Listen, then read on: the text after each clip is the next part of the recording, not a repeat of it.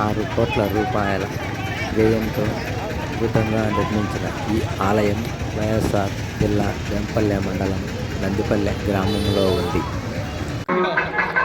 వాస్తవానికి గ్రామంలో 150 ఏళ్ల కిందట ఒక శివాలయం ఉండేది.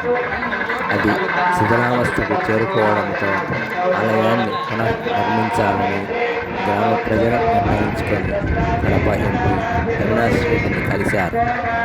ఆయన అప్పటి ముఖ్యమంత్రి జగన్మోహన్ రెడ్డి ద్వారా దేవాదాయ శాఖ నుంచి 1,80,00,000 నిధులు మంజూరు చేయించారు. దీనితో జగన్ సీఎంగా ఉన్న సమయంలోనే ఆలయ నిర్మాణానికి బాటలు వేశారు. తర్వాత గ్రామ సర్పంచ్ సులోచన, ఆమె తనయుడు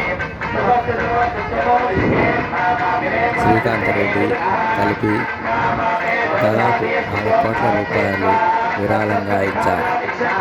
దాతలు మరో 70 లక్షలు, మొత్తం 6 కోట్ల రూపాయల వ్యయంతో ఈ ఆలయాన్ని పూర్తి గ్రానైట్ రాయితో అద్భుతంగా నిర్మించారు.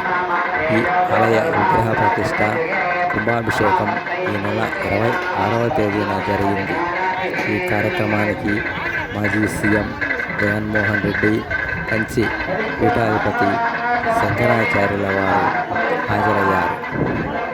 ఆలయ ముఖద్వారం వద్ద నందీశ్వరుని అద్భుతంగా నిర్మించారు. ఇలాంటి ఆలయం ఇటీవల ఎక్కడ నిర్మించలేదని పలువురు అభిప్రాయపడుతున్నారు. ప్రతి ఒక్కరూ తప్పనిసరిగా ఈ ఆలయాన్ని దర్శించి తీరవలసిందే.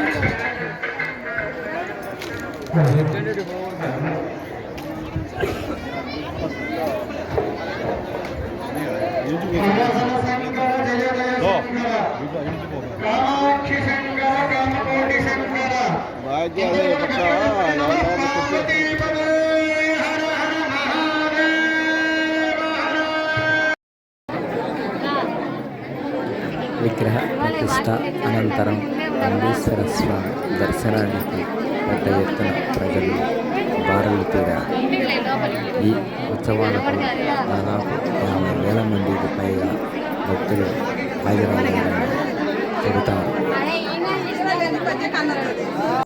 కంచి కామకోటి పీఠాధిపతి ఘన స్వాగతం.